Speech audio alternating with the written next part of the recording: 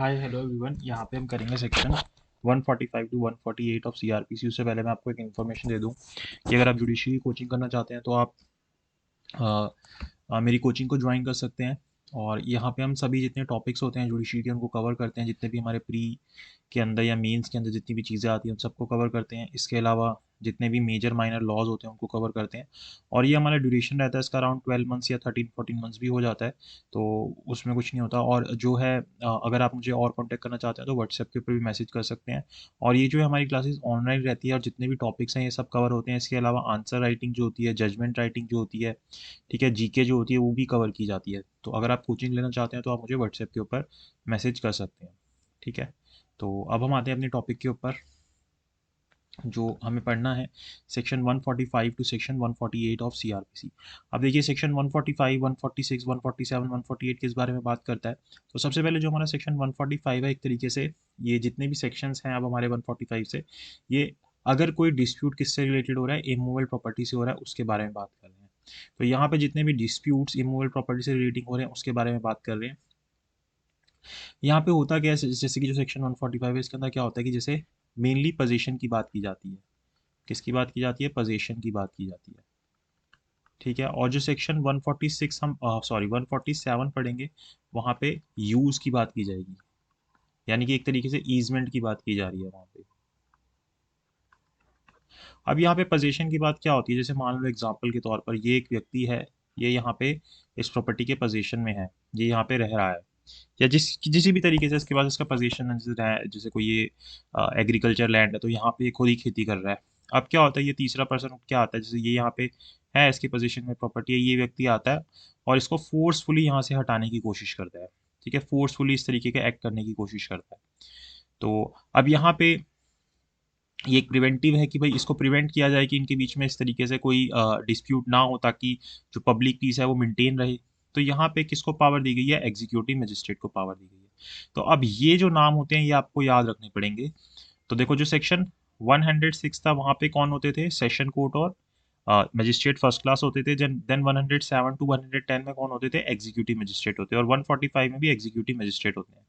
लेकिन जो बीच में दो सेक्शन आते हैं, एक 133 और 144, इसमें कौन से मजिस्ट्रेट देखने को मिलते हैं? डीएम, एसडीएम और स्पेशली एम्पावर्ड एग्जीक्यूटिव मजिस्ट्रेट, ये तीन देखने को मिलते हैं। और बीच में कुछ और प्रोसीडिंग्स भी आती हैं जैसे कि 129 वाली, तो यहाँ पे भी आपको ईएम देखने को मिलेंगे। 130 हाईएस्ट रैंक के ईएम देखने को मिलेंगे। 131 यहाँ पे आपके जब ईएम अवेलेबल नहीं होते तो जो गजटेड ऑफिसर होते हैं उसके आर्मी के अंदर, तो वो ऑर्डर कर सकते हैं, ठीक है, जो हाईएस्ट कमांडिंग ऑफिसर भी जिनको हम बोल सकते हैं। तो ये आपको नाम याद रखने पड़ेंगे, ये पूछे जाते हैं एग्जाम के अंदर।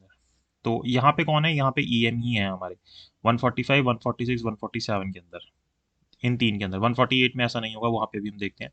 तो जब भी कोई ईएम जो है वो सेटिस्फाई हो जाते हैं किसकी रिपोर्ट के ऊपर? पुलिस ऑफिसर की रिपोर्ट के ऊपर, या फिर जब उन्हें कोई इन्फॉर्मेशन मिलती है कि इस तरीके का कोई डिस्प्यूट लाइकली टू कॉज है, लाइकली टू कॉज की होने वाला है, और इस डिस्प्यूट के कारण क्या होगा? ब्रीच ऑफ पीस होगा। क्योंकि मेन काम क्या है हमारा कि हमें सोसाइटी के अंदर पीस को मेंटेन करने रखना है, तो वो ब्रीच होगा उसका। और वो किस कारण से होगा? किसी लैंड या वाटर के कारण से होगा। किस कारण से? लैंड या वाटर। तो ये क्या अपने आप में इमूवेबल प्रॉपर्टी है। क्या है? इमूवेबल प्रॉपर्टी है। तो उसके कारण इस तरीके का कोई डिस्प्यूट होगा, जैसे मैंने आपको भी यहाँ पे एग्जांपल दिया। और द बाउंड्रीज देयर ऑफ, या उनकी बाउंड्री से रिलेटेड, जैसे अब ये दोनों दोनों की आपस में है कि भाई ये बोलेगा मेरी बाउंड्री यू निकल रही है, बोलेगा मेरी यू निकल रही है, इस कारण के बीच में कोई डिस्प्यूट हो सकता है। और ये जो डिस्प्यूट है जिस पर्टिकुलर एग्जीक्यूटिव मजिस्ट्रेट की लोकल जुरिस्डिक्शन में आ रहा है, वही वाला ईएम जो है यहाँ पे एक्ट करेगा। वो क्या करेगा? एक ऑर्डर करेगा। और वो ऑर्डर कैसा होगा? राइटिंग के अंदर होगा। जैसे 144 में भी राइटिंग में ऑर्डर था, यहाँ पे भी राइटिंग के अंदर ऑर्डर होगा। और इस ऑर्डर के अंदर वो क्या करेगा?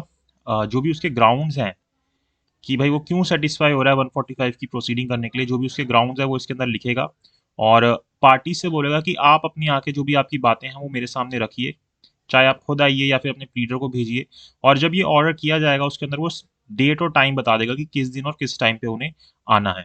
और साथ ही साथ उनसे बोल देगा कि जब आप आओगे, जब अपनी बातें रखोगे, उसके अलावा अपनी रिटर्न स्टेटमेंट भी फाइल कर देना, लिखित में भी अपनी बातें दे देना, जो भी आप बोलना चाहते हैं, जो भी आपके क्लेम्स हैं या फिर एक्चुअल पोजीशन है, एक्चुअल पोजीशन के बारे में बोलना चाहते हो कि किसके पास एक्चुअल पोजीशन है, कौन किसको हटा रहा है या इस तरीके की चीज़ हो रही है और इस कारण से डिस्प्यूट होने वाला है, तो आप अपनी सारी बातें जो है रिटर्न के अंदर लिख के दे देना। ये बात जो है ऑर्डर के अंदर लिख दिया जाएगा कि बता देगा उसको कि आपको ये करना है दोनों पार्टीज को। ठीक है। और लैंड और वाटर के अंदर यहाँ पे ये जितनी भी बिल्डिंग्स, मार्केट्स, फिशरीज, क्रॉप्स या जितनी भी अदर प्रोड्यूस ऑफ लैंड्स आती हैं जैसे क्रॉप्स वगैरह, ये जितनी भी होती हैं और भी जितनी भी चीज़ें होगी वो सब इंक्लूड हो जाएंगी। रेंट, प्रॉफिट या ऐसी किसी भी इमूवेबल प्रॉपर्टी का, ये सब कुछ लैंड एंड वाटर के अंदर ही आ रहा है। जैसे रेंट वाला केस होता है कि भाई टेनेंट को आगे हटाया जा रहा है, तो वो भी यहाँ पे आ जाएगा। अब देखो, यहाँ पे आपका राइट डिटरमाइन नहीं किया जाता, यहाँ पे ये नहीं बताया जाता कि प्रॉपर्टी किसके पोजीशन में होनी चाहिए, किसका राइट है, इस राइट टू पोजीशन किसके पास है, ये नहीं बताएगा ये सेक्शन। ये सिर्फ बोलेगा कि अभी किसके पास इसका पोजीशन है और कौन गलत तरीके से दूसरे को हटा रहा है, बस इतनी सी बात ये बताएगा। तो यहाँ पे ईएम क्या करेगा, बस ये करेगा कि भाई आप उसको जबरदस्ती क्यों हटा रहे हो, आप कोर्ट के पास जाओ, सिविल कोर्ट के पास जाओ, वो डिसाइड करेगा, फिर वहां से आपको जो ऑर्डर आएगा तो यहाँ पे आके आप पोजीशन लेना, आप अपने हाथों में लॉ को कैसे ले रहे हो, तो उसको, ताकि इस तरीके से पीस मेंटेन रहे, ऐसे तो सब लड़ने लग जाएंगे आपस में, तो उस पीस को मेंटेन करने के लिए इस सेक्शन को डाला गया। तो यहाँ पे जो ईएम होता है वो मेरिट्स को नहीं देखता केस के, ये बात हमें यहाँ पे बताई गई, और मेरिट्स को नहीं देखेगा। अभी सबसेक्शन 4 के अंदर देखेंगे कि भाई क्या बातें हैं, किसके पोजीशन होना चाहिए, किसका नहीं होना चाहिए। सिंपल सा, अगर आप किसी को पोजीशन से हटा रहे हो तो जिसको जो उस पोजीशन में था उसको वापस पोजीशन दिला दिया जाएगा। अब जब इसकी कॉपी भेजी जाएगी ना ऑर्डर की, साथ साथ क्या किया जाएगा, जिस भी प्रॉपर्टी से रिलेटेड जैसे लैंड या वाटर से रिलेटेड डिस्प्यूट है, वहां पे भी उसकी कम से कम एक कॉपी जो है वो पब्लिश कर दी जाएगी या फिक्स कर दी जाएगी, जैसे उसके बाहर लगा देंगे या जो भी उसके आसपास है वहां पे उसको पब्लिश कर दिया जाएगा, कोई भी कॉन्स्पिशियस प्लेस पे, कि सब उसको पढ़ सके आते जाते। देन फिर जो मजिस्ट्रेट है जब दोनों पार्टी को बुलाएगा और फिर जब उनकी रिटर्न स्टेटमेंट ले ली, ये सब चीजें हो गई, तो क्या करेगा, वो मेरिट्स को नहीं देखेगा या किसी भी पार्टी के क्लेम को नहीं देखेगा कि किसके पास राइट टू पजेस है, उसको कोई मतलब नहीं है। वो क्या करेगा, pursue the statement so put in here the parties, parties को सुनेगा, जितने भी एविडेंसेस वो दे रहे हैं यहाँ पे उनको देखेगा, और जो भी फर्दर एविडेंस उसको लगते हैं वो और लेगा, और उसको ठीक लगता है, नेसेसरी लगता है, और अगर पॉसिबल है तो वो डिसाइड कर देगा weather any and which of the party was at the date of the order made by him under subsection 1 in possession of the subject to dispute। तो वहां पे डिसाइड कर देगा कि जिस दिन मैंने सबसेक्शन 1 का ऑर्डर किया था कि आप मेरे पास आइए, उस दिन कौन पोजीशन के अंदर था, वो देख के ऑर्डर कर देगा कि हाँ ये पर्सन जो है उसको पोजीशन में था, तो इसको पोजीशन दिया जाए। अब यहाँ पे बोलता है कि जैसे किसको मानेगा कि वो पोजीशन के अंदर है, तो यहाँ पे बोलता है कि जो 2 महीने का टाइम है ना, जिस दिन उसको इन्फॉर्मेशन मिली है उससे पहले पहले, जैसे पुलिस ने आगे इन्फॉर्मेशन दिया, जिसने भी जैसे भी इन्फॉर्मेशन मिली उसके 2 महीने के पहले पहले जो भी पर्सन पोजीशन में था उसी को वो मानेगा कि वो पोजीशन में है और उसको पोजीशन दिलाया जाएगा।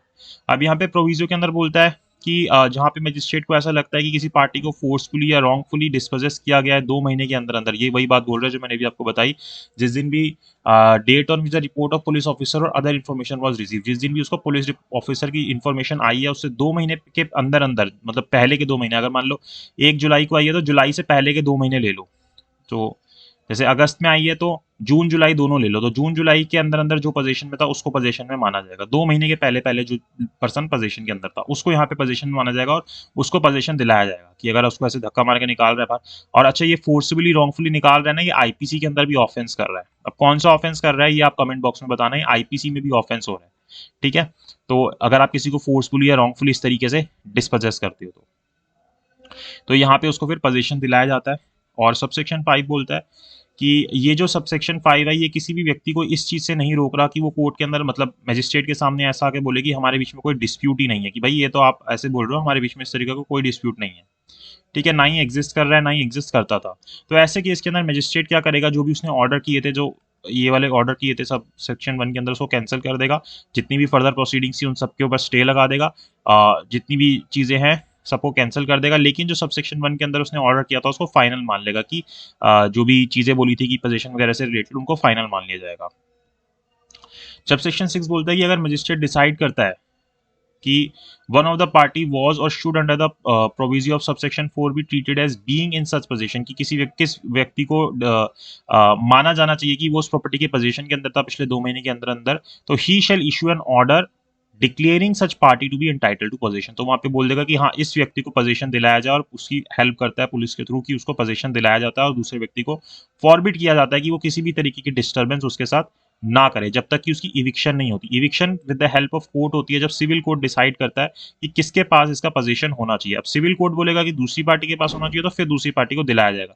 या मान लो सिविल कोर्ट ने इंटरिम रिलीफ दिया और इंटरिम रिलीफ के अंदर बोला कि दूसरी पार्टी के पास होना चाहिए, तो वहां पे भी फिर उसको दिलाया जाएगा। तो सिविल कोर्ट का वेट नहीं किया जाता यहाँ पे, ये सिर्फ यहाँ पे एक तरीके से पीस मेंटेन करने के लिए है कि अभी कोई डिस्प्यूट अराइज ना हो। ठीक है। The order made under this subsection shall be served and publish in the manner laid down in subsection 3। उसी तरीके से इसको भी फिर पब्लिश किया जाएगा जैसे सबसेक्शन 3 के अंदर बोला गया। और अगर मान लो किसी पार्टी की डेथ हो जाती है तो जो उसके लीगल रिप्रेजेंटेटिव होते हैं वो आगे आके उस चीज को चला सकते हैं। और सबसेक्शन 8 बोलता है कि अगर मान लो मजिस्ट्रेट जो है उसका ऐसा ओपिनियन है कि जैसे कोई क्रॉप है या कोई भी प्रोड्यूस है प्रॉपर्टी की, वो क्या हो सकती है, जो जिसके ऊपर प्रोसीडिंग चल रही है वो स्पीडी या नेचुरल डीके हो सकता है, क्योंकि ऐसी चीजें होती हैं, क्रॉप्स होती हैं, वेजिटेबल्स होती हैं, फ्रूट्स होते हैं, बहुत जल्दी खराब हो जाते हैं। तो ऐसे के अंदर वो क्या कर सकता है कि उनकी प्रॉपर कस्टडी का ऑर्डर कर सकता है या फिर बोल सकता है कि भाई प्रॉपर कस्टडी से भी कुछ नहीं होगा, इसको बेच देना चाहिए, अदरवाइज ये खराब हो जाएगा। और फिर जब इंक्वायरी कंप्लीट होगी तो जो प्रॉपर्टी डिस्पोज की गई थी उसके जो सेल प्रोसीड्स होंगे जिस हिसाब से जिसको मिलने चाहिए वो उसको दे देता है, जो मजिस्ट्रेट होता है यहाँ पे, ईएम जो होता है एग्जीक्यूटिव मजिस्ट्रेट। और अगर मजिस्ट्रेट को ठीक लगता है किसी भी स्टेज ऑफ प्रोसीडिंग के अंदर इस सेक्शन के हिसाब से या फिर किसी भी पार्टी की एप्लीकेशन के ऊपर, वो क्या कर सकता है, किसी को भी सम्मन्स इशू कर सकता है एज अ विटनेस कि कोई भी चीज, कोई डॉक्यूमेंट या कोई भी थिंग प्रोड्यूस करने के लिए। जैसे बाकी प्रोसीडिंग देते हैं, जैसे 91 के अंदर बुला लेता है किसी को डॉक्यूमेंट थिंग बुलाने के लिए, ऐसे यहाँ पे पर्टिकुलरली इसके लिए दे दिया गया कि वो इस तरीके से यहाँ पे बुला सकता है। और ये जो सेक्शन है ना 145, ये एग्जीक्यूटिव मजिस्ट्रेट को 107 की प्रोसीडिंग से नहीं रोकेगा। 107 की प्रोसीडिंग कौन सी होती है, जहाँ पे सर्टेन केसेस के अंदर जैसे कि कोई भी लोग है उसको लग रहा है कि कोई ब्रीच ऑफ पीस होगा या इस तरीके की कोई चीज होगा, तो उनसे वो बॉन्ड साइन करा सकता है 1 साल के पीरियड के लिए। तो ये बॉन्ड उनसे साइन करवाया जा सकता है अभी भी कि भाई वो इस तरीके से ब्रीच ऑफ पीस नहीं करेंगे, तो वो चीजें करना अभी भी उसके लिए वो कर सकता है, उसके पास पावर है अगर वो 145 को भी यूज कर रहा है तब भी। ठीक है। और 146 बोलता है, अब देखो 145 146 एक साथ ही पढ़ने वाले सेक्शन है। यहाँ पे ना ये रिसीवर को अपॉइंट करने की बात कर देता है। कब रिसीवर अपॉइंट किया जाता है भाई, एक तीसरा पर्सन अपॉइंट कर दिया जाता है, इनके और इनके बीच में डिस्प्यूट चल रहा है। अब कोर्ट ये डिसाइड नहीं कर पा रहा कि किसके पोजीशन में होनी चाहिए प्रॉपर्टी, जैसे 145 में भी नहीं डिसाइड कर पा रहा जब प्रोसीडिंग चल रही है, तो वो जैसे 2 महीने वाली बात वाले में भी नहीं डिसाइड कर पाया कि 2 महीने पहले किसके पास पोजीशन था, तो ऐसे में वो एक तीसरे पर्सन को अपॉइंट कर देती है कि अभी ये प्रॉपर्टी इसके पोजीशन में रहेगी जब तक प्रोसीडिंग चल रही है, ताकि कोई भी डिस्प्यूट ना रहे। और मान लो कोई सिविल कोर्ट का सिविल कोर्ट कोई रिसीवर अपॉइंट कर देता है ऑर्डर 40 के अंदर, जैसे हम पढ़ते हैं कि कहाँ कहाँ पे रिसीवर अपॉइंट हो जाता है, तो ऑर्डर 40 के अंदर वहाँ पे रिसीवर अपॉइंट होता है। तो वहाँ पे जो रिसीवर अपॉइंट किया गया है, फिर अगर मान लो पहले इसने रिसीवर अपॉइंट कर दिया ईएम ने, और फिर वहाँ पे सिविल कोर्ट ने भी एक रिसीवर अपॉइंट कर दिया, तो ईएम अपने रिसीवर को बोल देगा कि जो भी प्रॉपर्टी का पोजीशन है ये इस वाले रिसीवर को हैंड ओवर कर दो, जितनी भी चीज़ें सारी इसको हैंड ओवर कर दो, और आगे फिर उस तरीके से जो सिविल कोर्ट है वो उसको संभालता रहेगा। तो ये चीज़ हमें यहाँ पे बताई गई है। ठीक है। और ये जो रिसीवर अपॉइंट किया जाता है मजिस्ट्रेट के द्वारा, इसको कभी भी हटाया भी जा सकता है जब मजिस्ट्रेट को ऐसा लगता है कि भाई अब कोई भी ऐसी सिचुएशन नहीं है, ऐसे नहीं है कि अब कोई अब ब्रीच ऑफ पीस होगा, तो वहां पे उस रिसीवर को हटा भी सकता है। तो ये चीज हमें यहाँ पे बताई गई है सेक्शन 146 के अंदर। 147 जो है यूज के बारे में बताता है, एक तरीके से ईजमेंट के बारे में बताता है। यहाँ पोजीशन से मतलब नहीं है, पोजीशन से हमें कुछ नहीं करना है, यहाँ पे यूज से मतलब हमें कि कौन किस प्रॉपर्टी का यूज करेगा। जैसे मान लो कि ये मेरी लैंड है, ठीक है, और ये दूसरे व्यक्ति की लैंड है। अब इस व्यक्ति की लैंड से होते हुए एक पाइप आ रहा है जिसके थ्रू पानी मेरे इस तक पहुंच रहा है, तो या फिर ऐसे कोई रास्ता है जो मेरे तक आ रहा है, अब ये जो व्यक्ति है इसको रोक रहा है, तो यहाँ पे अब हमारे बीच में ब्रीच ऑफ पीस हो सकता है। तो इसका जो डिस्प्यूट राइज होगा उसके लिए 147 को यूज किया जाएगा। लेकिन अगर मान लो जो मैंने आपको पहले बताया था कि कोई प्रॉपर्टी से रिलेटेड, इमूवेबल प्रॉपर्टी से रिलेटेड जहाँ पे पोजीशन डिस्पोजेस किया जा रहा है, इस तरीके की कोई चीज़ की जा रही है, तो उसके लिए सेक्शन 145 को यूज़ किया जाएगा। ठीक है। तो यहाँ पे जब भी किसी एग्जीक्यूटिव मजिस्ट्रेट को इस चीज़ की सेटिस्फेक्शन हो जाती है कि जो पुलिस ऑफिसर की इन्फॉर्मेशन मिली है या किसी और व्यक्ति से इन्फॉर्मेशन मिली है, और ये लगता है कि कोई डिस्प्यूट जो है वो हो सकता है जिसके कारण ब्रीच ऑफ पीस हो सकता है, और ये किस चीज़ के रिगार्डिंग ब्रीच ऑफ पीस हो सकता है, मतलब क्यों हो सकता है, क्योंकि वहाँ पे कोई यूज़ ऑफ लैंड या वाटर से रिलेटेड डिस्प्यूट है उसकी लोकल जुरिसडिक्शन के अंदर। अच्छा, यहाँ पे जो कोर्ट होता है वो राइट डिसाइड कर देता है फाइनली कि किसके पास राइट है यूज करने के लिए, ईएम डिसाइड कर देता है। लेकिन 145 में वो डिसाइड नहीं करता, वो सिविल कोर्ट डिसाइड करता है, मेरिट्स वगैरह भी नहीं देखता है वहाँ पे। तो whether such right be claimed as an easement or otherwise he shall make an order in writing. तो अब यहाँ पे वो राइटिंग के अंदर ऑर्डर करता है, और बाकी जितने भी प्रोविजन है ना 145 के, पूरे यहाँ पे भी फॉलो होते हैं प्रोसीडिंग को करने के लिए। ठीक है। In such a dispute and attend in court in person by, वो वही जैसे वहाँ पे आते हैं इन पर्सन आ सकते हैं, प्लीडर के थ्रू आ सकते हैं, जो डेट एंड टाइम बताए जाएंगे, रिटर्न स्टेटमेंट आके देंगे, वो सारी चीज़ें यहाँ पे भी आके करेंगे। लैंड एंड वाटर का मतलब भी वही होगा जो 145(2) के अंदर हमने देखा था। देन फिर पार्टीज को सुना जाएगा, जितने भी एविडेंसेस हैं उनको लिया जाएगा, सारी चीज़ें की जाएंगी। फर्दर एविडेंस लेना, जितनी भी चीज़ें वो करना, और जैसे 145 को फॉलो किया था वैसे यहाँ पे भी हम फॉलो करेंगे, इंक्वायरी की जाएगी, सब चीज़ें की जाएंगी। और जहाँ पे मजिस्ट्रेट को ऐसा लगेगा कि ये वाले जो राइट हैं वो एग्जिस्ट करते हैं, तो वो क्या कर सकता है, ऑर्डर कर सकता है कि prohibiting any interference with the exercise of such right, कि उसके जो व्यक्ति है जिसके राइट को इंटरफ्रेंस किया जा रहा है, कि इस तरीके का इंटरफ्रेंस उसका जो राइट है जिसको रोका जा रहा है, जो राइट उसको मिलना चाहिए वो ना रोका जाए उसको। ठीक है। An order for removal of any obstruction in the exercise of any such, और अगर कोई ऑब्स्ट्रक्शन हो रही है, ऐसी कोई भी चीज़ हो रही है, तो उसका ऑर्डर कर देगा कि ये भी रिमूव कर दिया जाए। फिर यहाँ पे बोलता है कि provided no such order shall be made where the right is exercisable at all time of the year, कि इस तरीके का कोई भी ऑर्डर नहीं किया जाएगा जहाँ पे इस राइट को पूरे साल के दौरान इंजॉय किया गया या पिछले सीजन में इंजॉय किया गया है, unless such right has been exercised within 3 months next before the receipt of subsection under subsection 1 of the report of the police officer, की 3 महीने का टाइम दिया गया है कि जब भी वो इन्फॉर्मेशन मिली है उससे पहले के 3 महीने तक अगर इसको यूज किया जा रहा था, तो जैसे वहां पे था 2 महीने वाली बात, ऐसे यहाँ पे 3 महीने वाली बात आ रही है। ठीक है।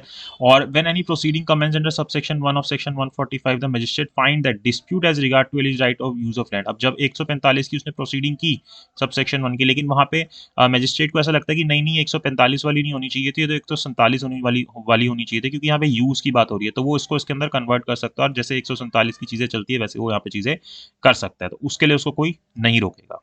ठीक है। और लोकल इंक्वायरी के लिए देखो यहाँ पे जो मजिस्ट्रेट है वो आपके ऐड हो जाते हैं, कौन कौन कर सकता है, जैसे 145, 146, 147 के अंदर जो यहाँ पे लोकल इंक्वायरी की अगर जरूरत होती है तो कौन कर सकता है, DM, SDM may depute any magistrate subordinate him to make such inquiry, तो यहाँ पे दो लोग आ जाते हैं, डीएम और एसडीएम। ठीक है, ये आपको याद रखना है, डीएम और एसडीएम ये दो लोग आ जाते हैं इस इंक्वायरी को कराने, और ये अपने से सबॉर्डिनेट किसी भी मजिस्ट्रेट को इंक्वायरी करने के लिए डिप्यूट कर सकते हैं। और अगर कोई इंस्ट्रक्शन लगती है उन्हें कि कोई रिटर्न इंस्ट्रक्शन देनी चाहिए, जो भी उनको ठीक लगती है उनके गाइडेंस के लिए, तो वो भी उनको दी जा सकती है। ठीक है। May declare by whom the whole or any part of the necessary expenses of the inquiry shall be paid, और ये भी बता देंगे कि ये जो इंक्वायरी की जा रही है इसके एक्सपेंसेस कौन पे करेगा, दोनों पार्टीज में थे। The report of the person so deputed may be read as evidence in the case, उसको भी एविडेंस के तौर पर रीड किया जाएगा, जैसे हमने ऊपर वाले में देखा था जो पिछले प्रोविजन से पिछले चैप्टर के, ऐसे यहाँ पे भी होगा। When any cost has been incurred in party proceeding under 145, 46, 47, magistrate passing decision में direct whom such cost shall be paid, तो यहाँ पे अगर कोई कॉस्ट लगी है तो यहाँ पे मजिस्ट्रेट ये भी बता देगा कि ये जो कॉस्ट है कौन सी पार्टी पे करेगी। ठीक है, तो ये सारी चीज़ें यहाँ पे बता दी जाएंगी, या प्रोपोर्शन के अंदर पे करेगी, कैसे पे करेगी, वो सब चीज़ें बता दी जाएंगी। तो ये मजिस्ट्रेट के पास पावर होती है। तो यहाँ पे हमारे चैप्टर 10 के अंदर यहाँ पे हमारा चैप्टर एंड होता है सेक्शन 148 तक। देन जो अगला चैप्टर है, छोटा सा चैप्टर है, preventive action of the police, 149 से लेके 153 तक, तो उसको हम नेक्स्ट क्लास के अंदर कर लेंगे। देन हमारा 154 से स्टार्ट होगा, जो कि बहुत ही इंपॉर्टेंट है सभी जगह पे, एलएलबी, जुडिशरी, जहाँ पे भी आप एग्जाम दोगे सीआरपीसी का इंपॉर्टेंट माना जाता है उसको। ठीक है, तो यहाँ तक आई होप आपको 148 सेक्शन तक समझ आया होगा। अगर आपको कोई डाउट रहे तो आप कमेंट बॉक्स में कमेंट कर सकते हैं। वीडियो अच्छी लगी हो तो लाइक जरूर कीजिएगा, शेयर जरूर कीजिएगा, और चैनल को सब्सक्राइब जरूर कीजिएगा। थैंक